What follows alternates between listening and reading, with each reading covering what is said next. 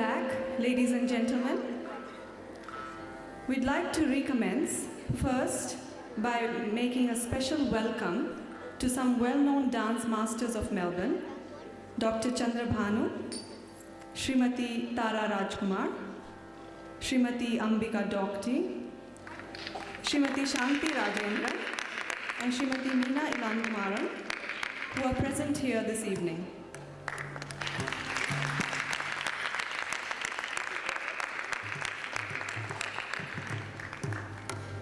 We'd now like to start the second segment of Sonali's Arangetram with a vigorous dance piece on Lord Nataraja called Natesha Tandava, the dance of Nataraja.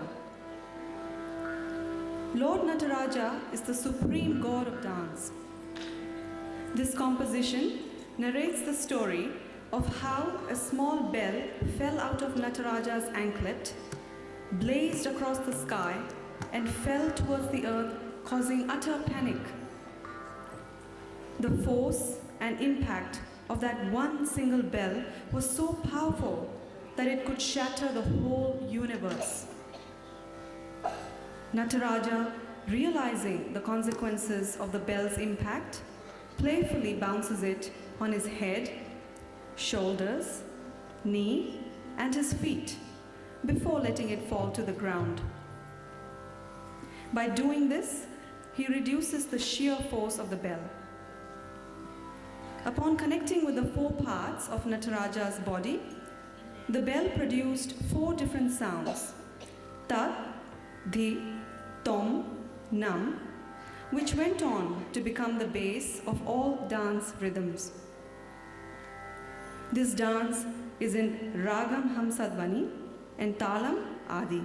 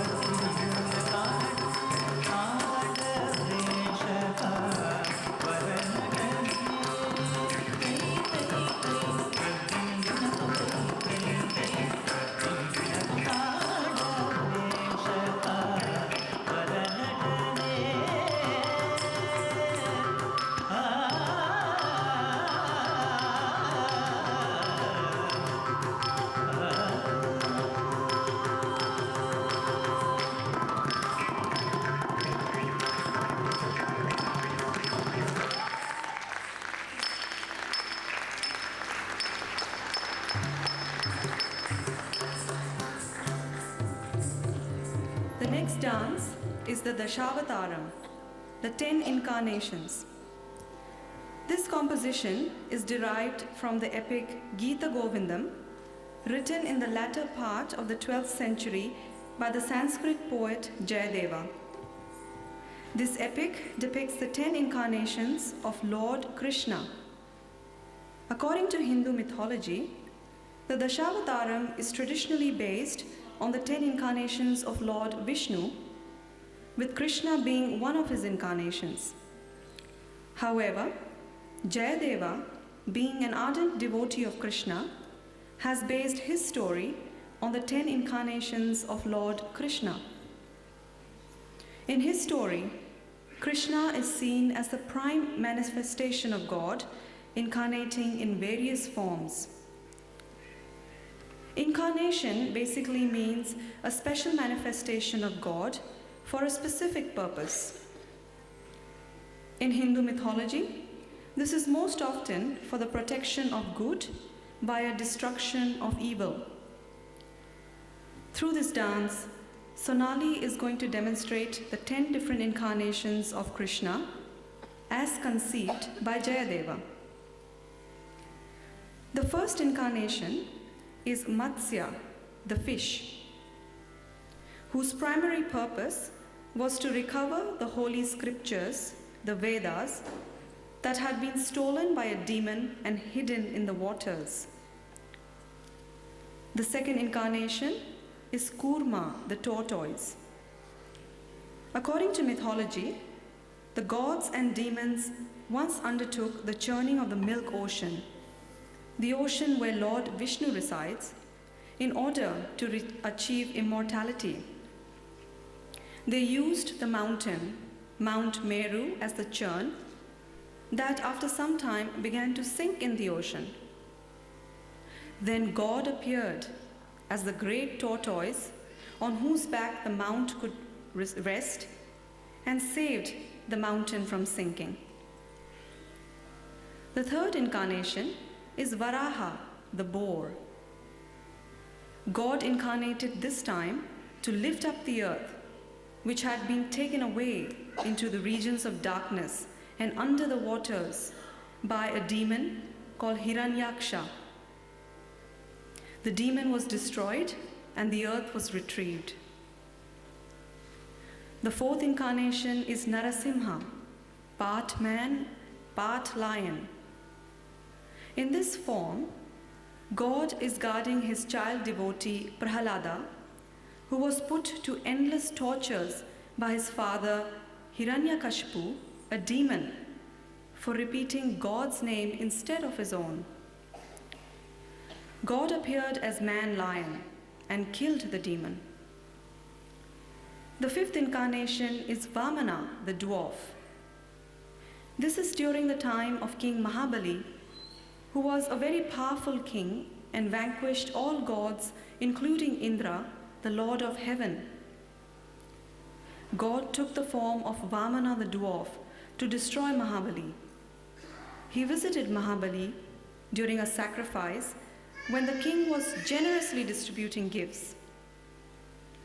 Vamana meekly asked for a small piece of land measuring 3 times the size of his foot. Then all of a sudden, he assumed a massive form dominating the universe. With his first step, he covered the earth. With the second, the heavens. And when there was no room left for the third, Mahabali, who never went back on his word, offered his head. And God stood on his head and sent him to the netherworld. The sixth incarnation is Parashurama, that is Rama with the axe. God took up this form to quell the arrogance of the Kshatriya rulers who were misusing their power by harming the sages and unprotected mortals. The seventh incarnation is Sri Rama, who as a king demonstrated how man could rise to divinity by sincere adherence of dharma, that is duty. The eighth incarnation, as conceived by Jayadeva, is Balarama. When the river Ganga was in fury, Krishna took the form of Balarama, a farmer, to control her, and he wore Ganga around his waist. For this reason, Balarama's waist is blue in color. The ninth incarnation is Buddha, who is the embodiment of compassion. God appeared as Buddha to eliminate misery from human life and to restore spiritualism in this world. Finally, the last incarnation of the 10 is Kalki, who is yet to appear. Kalki is believed to come at the end of the current epoch, riding on a horse to redeem humankind and re-establish righteousness. This dance is in Ragamalika, Talam Adi, and the choreography is by Guru Dhananjayan.